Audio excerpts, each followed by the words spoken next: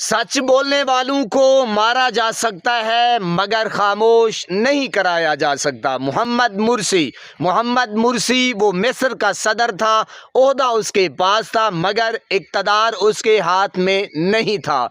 वो शख्स जो अवाम के वोट से आया और जर्नल के बूट से गिराया गया, उसे गोली नहीं मारी गई, उसे फांसी भी नहीं दी गई, बल्कि तन्हाई, भूख, बीमारी और इलाज की कमी में आहिस्ता आहिस्ता मारा गया।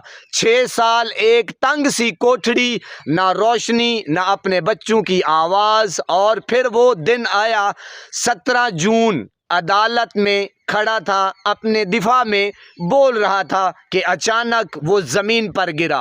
कोई दौड़ा नहीं, कोई बचाने नहीं आया और मिस्र का सदर अदालत के फर्श पर जान दे गया। रात के अंधेरे में दफन किया गया, न जनाजा, न अवाम, न नाराए तकबीर। लेकिन सुन लो, लाशें दफन होती हैं, नजरिए नहीं।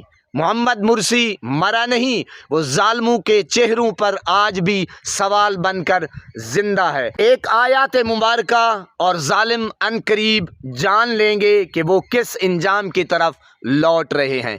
जी मेरे पाकिस्तानियों, ये मिस्र के बादशाह की कहानी आपको सुनाई कि जनाब अब आप अंदाज़ा लगाएं कि इमरान खान के साथ क्या हो रहा है।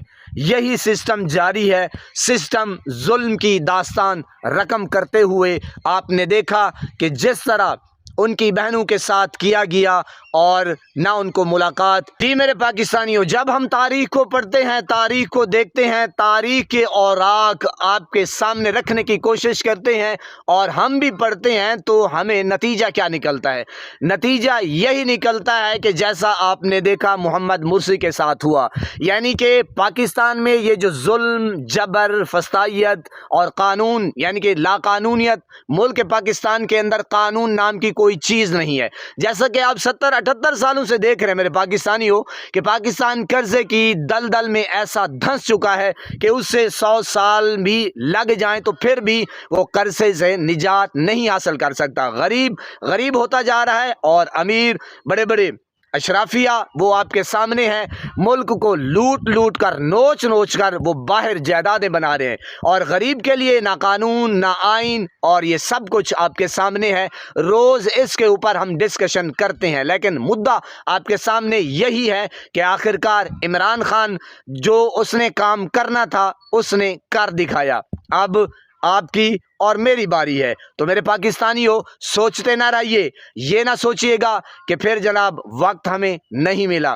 तारीख यही बताती है कि जितनी देर हम आवाज़ उठाने में लगाएंगे तो उतनी भारी हमें कीमत चुकानी पड़ेगी। अल्लाह पाक आपको सलामत रखे, हंसता बसता फूलों की तरह महकता हुआ रखे। नमाज 5 वक्त अदा करते रहा करें, वालिदैन की खिदमत किया करें और हमसायों का रखे ख़ास ख्याल। हमेशा हक और सच की आवाज़ को बुलंद करते रहा करें। जहाँ देखें किसी के साथ जुल्म, ज़्यादती, वहीं पर अपने होने का सबूत दीजिए। अल्लाह निगहबान।